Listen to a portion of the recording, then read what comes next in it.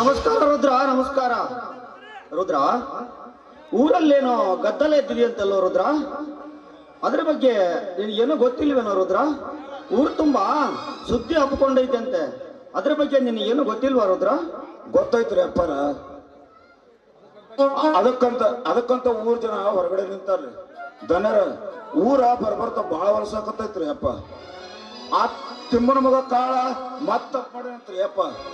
ಮತ್ತೆ ಏನು ತಪ್ಪು ಮಾಡಿದ್ದಾನೆ ನಮ್ಮ ಊರಲ್ಲಿ ಅವನು? ಎಲ್ಲಿದ್ದಾರೆ ಅವರನ್ನು ಕರಿ ಒಳಗಡೆ. ಅಣ್ಮೇನಾಗ್ಯ ಬರ್ರಿ, ಹಿಡ್ಕೊಂಡ್ಬರ್ರಿ. ರುದ್ರ, ಮತ್ತೆ ಅದಾವ ತಪ್ಪು ಮಾಡಿದ್ದಾನೆ ಇವನು ನಮ್ಮ ಊರಲ್ಲಿ? ಏನಂತ ಹೇಳ್ಬೇಕು ದನರ, ಇವನು ಹಿಂದೊಮ್ಮೆ ಇದೇ ಊರಾಗ ಕಳ್ತನ ಮಾಡಿದ್ದನ್ರಿ. ಅದು ಸಾಲದಂತ ಬಣವಿಗೆ ಬೆಂಕಿ ಹಚ್ಚಿದ್ದನ್ರಿ. ಅವತ್ತ ಇವನ್ ಕೈಕಾಲು ನೀವು ಮುರಿಬಹುದಾಗಿತ್ತು. ಆದ್ರ ಇವ ಮಾಡಿದ ತಪ್ಪಿಗೆ ನೀವು ದಂಡಾವಿಸಿದ್ರಿ. ಎಷ್ಟು ಸಾಲದಂತ ತಿಳಿದು ಇವತ್ತು ಏನ್ ತಪ್ಪಣೆ ಗೊತ್ತನ್ರಿ? ಮತ್ತೇನ್ ಮಾಡಿದ್ದಾನೆ ಇವನು? ಆ ಚಂಚನ ಮಗಳು ಕೂಲಿ ಕೆಲಸ ಮಾಡ್ಬೇಕಂತ ರವಿಗೌಡರು ತೋಟದ ಕಡೆ ಹೊರಟಾಗ ಅವರ ಮೇಲೆ ಬಲಾತ್ಕಾರ ಮಾಡಲು ಪ್ರಯತ್ನ ಪಟ್ಟಿದನ್ರಿ.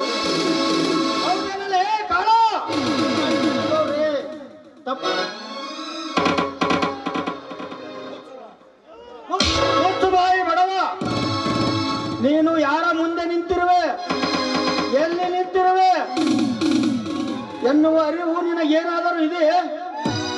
ಸುತ್ತು 40 ಹಳ್ಳಿಗಳ ಜನರ ಸಮಸ್ಯೆಯನ್ನು ಬಗೆಹರಿಸುವಂತ ಮನೆತನವಿದು. ಇಂಥ ಮನೆತನದಲ್ಲಿ ನಿಂತು ಅನ್ಯಾಯದ ಮಾತುಗಳನ್ನಾಡಿದರೆ ನಿನ್ನ ನಾಲಿಗೆಯನ್ನೇ ಕತ್ತರಿಸಿಕೊಳ್ಳಬೇಕಾಗುತ್ತದೆ. ಹಳ್ಳಿಯ 10 ಜನ ನಿನ್ನನ್ನು ಎಳೆದುಕೊಂಡು ಬಂದಾಗಲೇ ನಾನು ಅರ್ಥ ಮಾಡಿಕೊಂಡೆ ನೀನೇನಾದರೂ ತಪ್ಪು ಮಾಡಿರಲೇಬೇಕು ಅಂತ. ಇದು ಶತಸಿದ್ಧ. ಈ ಧನರಾಜ್ ದಣಿ ಹತ್ತಿರ ಸತ್ಯವಂತರಿಗೆ ಬೆಲೆ ಇದೆ ಹೊರತು ನಿನ್ನಂತ ಸುಳ್ಳಿನ ಸಂತೆ ಕಟ್ಟುವವರಿಗೆ ಶಿಕ್ಷೆ ಯಾವ ಕಾಲಕ್ಕೂ ತಪ್ಪಿದ್ದಲ್ಲ. ನೀ ಮಾಡಿದ ಅಪರಾಧ ಸತ್ಯವೋ ಸುಳ್ಳೆಂಬುದು ನಿನ್ನ ಬಾಯಿಂದ ನೀನೇ ಮಗಳು. ದನೇರ ಅವನ ಬಾಯಿಂದ ಏನು ಕೇಳ್ತಾರೆ? ನಿಮ್ ಮುಂದ ಯಾರು ಸುಳ್ಳು ಹೇಳ್ತಾರಂದ್ರೆ ಸುತ್ತು 40 ಹಳ್ಳಿ ಒಳಗ ನ್ಯಾಯ ಹೇಳೋರು ನೀವೇ. ನಿಮ್ ಹಿಡಿದು ನಿಮ್ಮ ಮುತ್ತಜ್ಜನಿಂದಲೂ ನ್ಯಾಯ ಮಾಡ್ತಾ ಬಂದ ಮನೆತನವಿದು. ಇಲ್ಲಿ ನ್ಯಾಯ, ನೀತಿ, ಸತ್ಯ, ಧರ್ಮ ಈ ಓಟಳ ಗ್ರಾಮದ ನಿತ್ಯದ ಉಸಿರು. ಇಂಥ ನಾಡಿಗೆ ನಿಮ್ಮಂತ ದನೇರು ಹುಟ್ಟಿದ್ದು ನಮ್ಮ ಪುಣ್ಯ ಅಂತ ತಿಳಿದಿವ್ರಿ. ನಿಮ್ಮಂತ ಮನೆತನ ಜೀವಂತ ಇರೋರು ನಮ್ಮಂತ ಸುತ್ತ 40 ಹಳ್ಳಿ ಜನರು ನೆಮ್ಮದಿಯಿಂದ ಬದುಕ್ತಾರೆ. ಆದ್ರೆ ಇಂಥ ದೋಷ್ಟ ಇನ್ನೆಂದ ಹುಟ್ಟಬಾರ್ದಾಗಿತ್ತು ದನೇರ, ಹುಟ್ಟಬಾರ್ದಾಗಿತ್ತು. ಹೌದು ರುದ್ರ, ನಿನ್ನ ಮಾತು ನಿಜವಿದೆ. ಇಂಥ ಪಾಪಿಗೆ ತಕ್ಕ ಪ್ರಾಯಶ್ಚಿತವಾಗಲೇಬೇಕು. ಕಾಳ, ಇವತ್ತಿನಿಂದ ನೀನು ನನ್ನೂರಿನಲ್ಲಿ ಬದುಕಬಾರದು. ಈ ಊರನ್ನೇ ಬಿಟ್ಟು ತೊಲಗಬೇಕು. ಒಂದು ವೇಳೆ ನನ್ನ ಆಜ್ಞೆಯನ್ನು ತಿರಸ್ಕರಿಸಿ ಮತ್ತೆ ಮರಳಿ ನನ್ನೂರಿಗೆ ಬಂದಿದ್ದೆ ಆದರೆ ನಿನ್ನ ಶಿರವನ್ನೇ ಕತ್ತರಿಸಿ ನಮ್ಮೂರಿನ ಹನುಮಪ್ಪ ದೇವರ ಗುಡಿಯ ಮುಂದೆ ಹೂಳಬೇಕಾಗುತ್ತದೆ. ಇದೇ ನಿನಗೆ ಕೊನೆಯ ಎಚ್ಚರಿಕೆ. ಹೋಗು.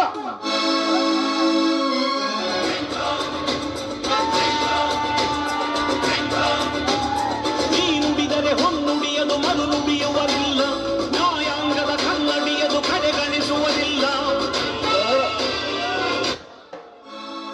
ದನರ ಇಂಥ ಚಿಕ್ಕ ವಯಸ್ಸಿನಾಗ ಎಂತೆಂಥ ಸಮಸ್ಯೆಗಳನ್ನು ಬಗೆಹರಿಸ್ತಾರಲ್ಲ. ದೊಡ್ಡ ದನರಂಗ ನಿಮ್ಮ ಹತ್ರನೂ ದೊಡ್ಡ ಗುಣನೇ ಐತಿ. ನಿಮ್ಮಂತ ಪುಣ್ಯವಂತರಿಗೆ ಆ ದೇವರು ಮಕ್ಕಳ ಸಂತಾನ ನೀಡಲಾರ್ದು ದೊಡ್ಡ ಪಾಪ ರೀ ಅಪ್ಪ. ನಿಮ್ಮ ಹೊಟ್ಟೆಯಿಂದ ಒಂದು ಮಗು ಹುಟ್ಟಿದರೆ ಈ ಓತಾಳಾಗಿರೋ ದೇವರಿಗೆಲ್ಲ ತುಪ್ಪದ ಅಭಿಷೇಕ ಮಾಡಿಸ್ತೀನಿ ಅಂತ ಬೇಡ್ಕೊಳ್ಳಿ ಅಪ್ಪ. ಶಬ್ಬಾಷ್ ರುದ್ರ, ಶಬ್ಬಾಷ್. ನಮ್ಮ ಮದುವೆ ಆಗಿ 3 ವರ್ಷ ಗತಿಸಿದರೂ ನಮಗೆ ಮಕ್ಕಳ ಸಂತಾನ ದೊರೆಯಲೇ ಇಲ್ಲ. ಹಾಗಂತ ನಾವು ಚಿಂತೆ ಮಾಡುವ ಅಗತ್ಯವೂ ಇಲ್ಲ. ಯಾಕೆಂದರೆ ಈ ಊರಿನ ಪ್ರಜೆಗಳೇ ನಮ್ಮ ಮಕ್ಕಳೆಂದು ತಿಳಿದರಾಯಿತು. ನಿಮ್ಮಂತ ದೀನ ದಲಿತರೇ ನಮ್ಮ ಬಂಧುಗಳು. ರುದ್ರ, ಮಕ್ಕಳ ಭಾಗ್ಯ ಪಡೆಯಬೇಕಾದರೆ ಅದಕ್ಕೂ 7 ಜನ್ಮದ ಪುಣ್ಯ ಬೇಕು. ರುದ್ರ, ಪುಣ್ಯ ಬೇಕು. ರುದ್ರ, ದೇವರು ನಮಗೆ ಯಾವುದರಲ್ಲೂ ಕಡಿಮೆ ಇಟ್ಟಿಲ್ಲ. ಅರಮನೆ ಅಂತ ಮನೆ, ಈ ಮನೆಗೆ ತಕ್ಕಂತೆ ಮಹಾರಾಣಿ ಮಹಾದೇವಿ, 400 ಎಕರೆ ಆಸ್ತಿ, ಬಂಗಾರ ಬೆಳ್ಳಿ ಸಿರಿ ಸಂಪತ್ತು ಸಾಕಷ್ಟು ಈ ಮನೆ ತುಂಬಿಕೊಂಡಿರುವಾಗ ನಿಮ್ಮಂತ ಆಳು ಮಕ್ಕಳೇ ನಮ್ಮ ಮಕ್ಕಳೆಂದು ತಿಳಿದ ರೈತರು. ರುದ್ರ, ಎಂತ ಮಾತ್ರ ಅಪ್ಪ ಇದು, ಇದೆಂತ ಮಾತ್ರ. ನಮ್ಮನ್ನು ಮಕ್ಕಳಂತೆ ಪ್ರೀತಿಯಿಂದ ಕಂಡ್ರು ನಿಮ್ಮ ಮಕ್ಕಳಾಗೋದಿಲ್ಲ. ನಿಮ್ಮ ಈ ಮನೆಗೆ ಒಬ್ಬ ಮಗ ಬೇಕೇ ಬೇಕು. ನಮ್ಮ ಮುತ್ತಜ್ಜನಿಂದಲೂ ಈ ಮನೆಯಲ್ಲಿ ದುಡಿಯುತ್ತಾ ಬಂದಿದ್ದೀವಿ. ನಮ್ಮೆಲ್ಲರನ್ನು ಮಕ್ಕಳಂತೆ ಪ್ರೀತಿಯಿಂದ ಕಂಡ್ರಿ. ಆ ದೇವರಿಗೆ ಅದಕ್ಕೆ ನಾವು ಬೇಡ್ಕೊಂಡ್ರೆ ನಿಮ್ಮ ಹೊಟ್ಟೆಯಿಂದ ಒಂದು ಮಗು ಹುಟ್ಟಿದ್ರೆ ಸಾಕು ಅಂತ ಆ ಸಿದ್ಧಲಿಂಗನಿಗೆ ಬೇಡ್ಕೊಂಡಿಲ್ರಿ. ಹೌದು ರುದ್ರ. ರುದ್ರ, ನೀನು ಈ ಮನೆ ಹಾಳು ಮಗನಲ್ಲಪ್ಪ. ನೀನು ಈ ನಮ್ಮ ಮನೆಯ ಮಗ. ನೀನು ನಿನ್ನಂತ ವಿಶ್ವಾಸಿಕ ಅಭಿಮಾನಿಯನ್ನು ಪಡೆಯಬೇಕಾದರೆ ಈ ಮನೆತನದ ಪುಣ್ಯವಿದೆ. ರುದ್ರ, ಪುಣ್ಯವಿದೆ. ಇಲ್ಲ ಅಪ್ಪರ, ಇಲ್ಲರ, ಈ ಮನೆಗೆ ನನ್ನ ಪುಣ್ಯ ಇಲ್ರಿ. ಈ ಮನೆಯ ಅನ್ನ ತಿನ್ನೋ ಅನ್ನದ ಋಣ ನನಗೈತ್ರಿ. ಈ ನಿಮ್ಮ ಋಣ ನಾ ಯಾವ ಜನ್ಮದ ಮುಟ್ಟಿಸ್ತೀನೋ ಏನೋ ಆ ದೇವರೇ ಬಲ್ಲ. ರುದ್ರ, ಈ ಜಗತ್ತಿನಲ್ಲಿ ಪುಣ್ಯ ಮಾಡಿದವರಿಗೆ ಒಬ್ಬರ ಋಣ ಒಬ್ಬರು ಮುಟ್ಟಿಸುವ ಕಾಲ ಮುಂದೆ ಬಂದೇ ಬರುತ್ತದೆ. ಇರಲಿ ರುದ್ರ, ನೀನು ಸ್ವಲ್ಪ ತೋಟದ ಕಡೆಗೆ ಹೋಗಿ ಬಾರಪ್ಪ. ಆಯ್ತು.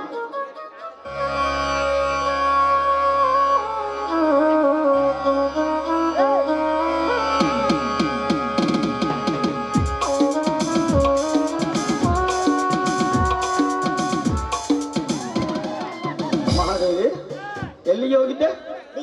ದೇವಸ್ಥಾನಕ್ಕೆ ಹೋಗಿ ದೇವರಿಗೆ ಅಭಿಷೇಕ ಮಾಡಿಸ್ಕೊಂಡು ಬಂದೆ. ಪ್ರಸಾದ ಕೊಡ್ತೀನಿ, ಆಶೀರ್ವಾದ ಮಾಡಿ.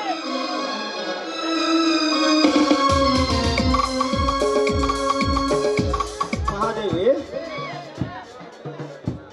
ಮಹಾದೇವಿ, ನಿತ್ಯ ನೀನು ದೇವರ ಗುಡಿಗೆ ಹೋಗಿ ರುದ್ರಾಭಿಷೇಕ ಮಾಡಿಸಿಕೊಂಡು ಬರ್ತಿರುವಿಯಲ್ಲ, ಯಾಕೆ?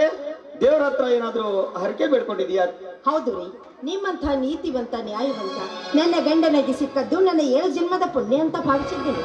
ಆದರೆ ಮದುವೆಯಾಗಿ 3 ವರ್ಷ ಗತಿಸಿದ್ರು ಕೂಡ ಒಂದು ಸಂತಾನ ಭಾಗ್ಯವನ್ನು ಕರುಣಿಸಲಿಲ್ಲ ಆ ಭಗವಂತ. ಅದಕ್ಕೋಸ್ಕರವಾಗಿ ದಿನ ಬೆಳಗಾದ್ರೆ ಸಾಕು ಪೂಜೆ ಪುನಸ್ಕಾರ ವ್ರತ ಅಂತ ಮಾಡ್ತಾನೆ ಇರ್ತೀನಿ. ಯಾಕೆಂದ್ರೆ ಆ ದೇವರು ನನ್ನ ಹೊಟ್ಟೆಯಲ್ಲಿ ಒಂದು ಮಗುವನ್ನು ಕರುಣಿಸಿದ್ರೆ ನಮ್ಮ ಜನ್ಮ ಸಾರ್ಥಕವಾಗುತ್ತೆ ಅಲ್ವೇನ್ರಿ? ಮಹಾದೇವಿ, ಇಲ್ಲದ ಆಶೆಗಳನ್ನು ಕೈ ಬೀಸಿ ಕರೆದು ಮನಸ್ಸಿಗೆ ಭಾರ ಮಾಡಿಕೊಳ್ಳಬೇಡ ಮಹಾದೇವಿ. ಈ ಕಲಿಯುಗದಲ್ಲಿ ಮುಂದೆ ಹುಟ್ಟುವ ಮಕ್ಕಳು ನಮ್ಮ ಮನೆತನಕ್ಕೆ ಮುತ್ತುಗಳು ಆಗಬಹುದು, ನವರತ್ನಗಳು ಆಗಬಹುದು.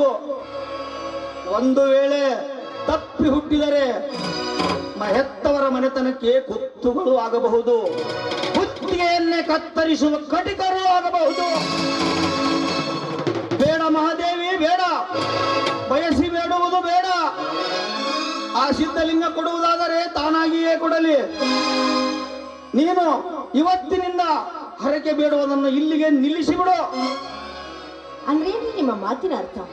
ಎಲ್ಲಿ ನಾನು ಮಾಡುತ್ತಿರುವ ಪೂಜೆ ಪುನಸ್ಕಾರ ಎಲ್ಲವೂ ವ್ಯರ್ಥವಾಗಿ ಬಿಡುತ್ತಾ ಅಂತನ ನಿಮ್ಮ ಮಾತು? ಇಲ್ಲ ರೀ, ಆ ರೀತಿ ಆಗೋದಕ್ಕೆ ಸಾಧ್ಯವಿಲ್ಲ. ಯಾಕೆಂದ್ರೆ ಇಂದಿಲ್ಲ ನಾಳೆ ಆದರೂ ಆ ದೇವರು ನನಗೆ ಒಂದು ಮಗುವನ್ನು ಕೊಟ್ಟೇ ಕೊಡ್ತಾನೆ. ನಾಳೆ ನನ್ನ ಹೊಟ್ಟೆಯಲ್ಲಿ ಹುಟ್ಟಿದ ಮಗುವೆ ಈ ಮನೆಗೆ ನಂದಾದೀಪ. ಅವನು ಕೂಡ ನಿಮ್ಮ ಹಾಗೆ ದೊಡ್ಡವನಾಗಿ ದೊಡ್ಡ ವ್ಯಕ್ತಿಯಾಗಿ ಈ ಮನೆತನದ ಕೀರ್ತಿ ತರುವುದರಲ್ಲಿ ಯಾವ ಸಂದೇಹವೂ ಇಲ್ಲ ರೀ. ಮಹಾದೇವಿ, ಈ ನಿನ್ನ ಆಸೆ ಈಡೇರಿಸಲು ಮೊದಲು ಆ ಸಿದ್ಧಲಿಂಗ ಕಣ್ಣು ತೆರೆಯಬೇಕಲ್ಲವೇ? ಹೀಗಾಗ್ಲೇ ಆ ದೇವರು ಕಣ್ಣು ತೆರೆದಿದ್ದಾನಲ್ಲ. ಅಂದರೆ ನೀನು ಹೇಳುವ ಮಾತು? ಅಂದ್ರೆ ನಾನೀಗ 3 ತಿಂಗಳು ಗರ್ಭಿಣಿ ರೀ. ಮಹಾದೇವಿ, ನೀನು ಹೇಳುವ ಮಾತು ಸತ್ಯನಾ? ಈ ಹೆಚ್ಚಿಗೆ ಕೇಳ್ಬಿಡ್ರಿ, ತುಂಬಾ ನಾಚಿಕೆ ಆಗತ್ತೆ. ಮಹಾದೇವಿ, ನೀನು ಮೊದಲು ನಾಚಿಕೊಂಡಾಗ ಬರೀ ನನ್ನ ಮನ ನಗುತ್ತಿತ್ತು. ಆದರೆ ಇಂದಿನ ಈ ನಾಚಿಕೆಯ ಸೌಂದರ್ಯವನ್ನು ಕಂಡು ನನ್ನ ಹೃದಯದ ತಂತಿಗಳು ಸಪ್ತ ಸ್ವರಗಳಿಂದ ಮೀಟಿದಂತಾಗುತ್ತಿದೆ ಮಹಾದೇವಿ, ಮೀಟಿದಂತಾಗುತ್ತಿದೆ. ನನ್ನ ಮನಸ್ಸು ಕೂಗುತ್ತಿದೆ ಮಹಾದೇವಿ, ಕೂಗುತ್ತಿದೆ. ಏನೆಂದು? ಬಹು ಬೇಗನೆ ನಿನ್ನನ್ನು ಅಪ್ಪಿಕೊಳ್ಳಲೆಂದು. ಹೋಗಿ, ಏನ್ರಿ ಇದು ಅಲ್ಲ, ಈ ರೀತಿ ಮಾತಾಡ್ತಾ ಇದ್ದೀರಲ್ಲ, ನೋಡಿದ ಜನರು ಏನಂದರು ಅಂತ.